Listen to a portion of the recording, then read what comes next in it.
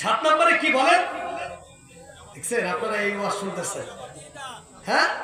7 নম্বরে হচ্ছে জবাবদিহিতা একটু জোরে বলেন না সুবহানাল্লাহ তাহলে জবাবদিহিতার মানসিকতা যদি থাকে তাহলে একটি রাষ্ট্র একটি সমাজকে পরিবর্তন করা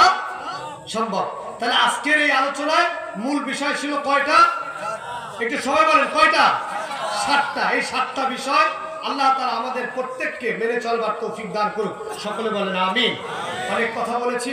গুনাহগার হিসাবে যদি কোনো কথায় ত্রুটি হয় আপনারা আল্লাহর রাস্তায় maaf করে দিবেন যেহেতু আপনাদের এই মাহফিল কমিটির শিডিউল অনুযায়ী 12টার মধ্যে তারা প্রোগ্রাম শেষ করতে চেয়েছেন আলহামদুলিল্লাহ আমরাও 12টার মধ্যে আমাদের আলোচনা সংক্ষিপ্ত বর্ণনায় নিয়ে আসতে পেরেছি আপনাদের কাছে আমার আবেদন হলো আপনারা এখানে যারা আছেন একদম লাস্ট এন্ড ফিনিশ মেসেজ দেখুন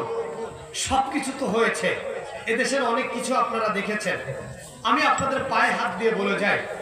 যদি সম্ভব হয় এবার যে কোনো কিছুর বিনিময়ে কোরআনটাকে একটু বাংলাদেশের ক্ষমতায় আনার চেষ্টা করতে হবে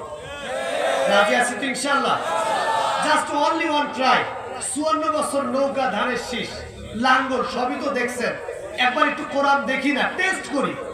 যদি কোরআনও দেখা যায় ঝামেলা কোরআনকেও আমরা ছেড়ে দিলাম অসুবিধা নাই কিন্তু দেখতে তো আর দোষ নাই